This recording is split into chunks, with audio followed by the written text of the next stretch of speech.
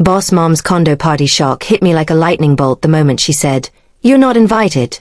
And for a heartbeat, I froze, staring at her as if the words themselves had broken the air between us, because this was my house, the place I had worked tirelessly to furnish, decorate, and maintain, the home I had imagined hosting friends, family, and celebrations in, and yet here she was, my own mother, asserting authority over a space that legally, financially, and emotionally belonged to me. As if her status, influence, or ego could override the reality of ownership and my right to control my own home. I felt a mixture of shock, anger, and disbelief, because how could someone who had raised me, who had shared in the moments that shaped my life, so blatantly deny my right to celebrate in the very place I had invested years of effort and resources to make my own? And in that moment, I realized that the confrontation would require more than emotion. It would demand strategy, clarity, and a demonstration of both authority and composure that I had cultivated over years of navigating complex, personal and professional dynamics.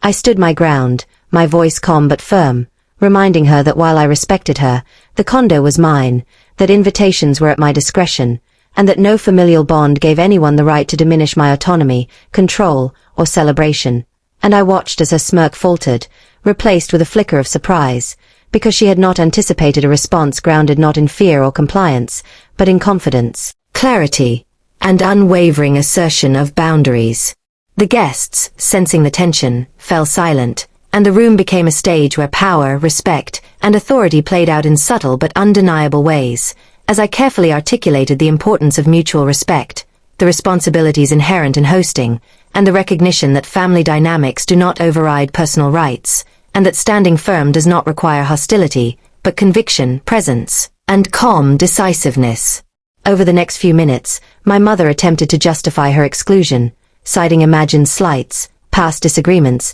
and perceived authority, but I countered calmly with facts, legal clarity, and the simple truth. The home was mine, the celebration was mine, and respect for my decisions was non-negotiable, and slowly, the room's energy shifted from shock to acknowledgement, as the guests, some stifling smiles, recognized the legitimacy of my stance, the clarity of my reasoning, and the unwavering resolve with which I protected my space, my rights, and my celebration. By the time the evening began in earnest, the confrontation had settled into an uneasy truce. My mother, while clearly irritated, understood that her attempts to dominate the event were no longer viable, and I could host my party on my terms, surrounded by those I chose, in the environment I had built, without fear of interference, judgment, or unwelcome authority, and in that process, I discovered not only the importance of setting boundaries, but also the unexpected satisfaction of asserting control over a space that symbolized independence,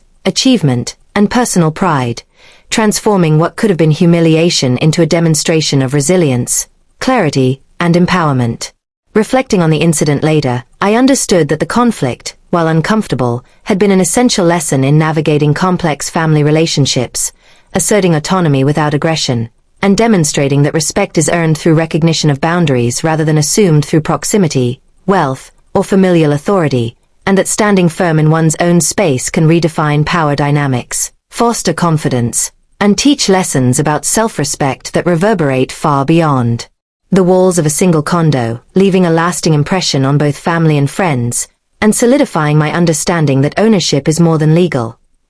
It is the right to define, protect, and celebrate one's own life on one's own terms.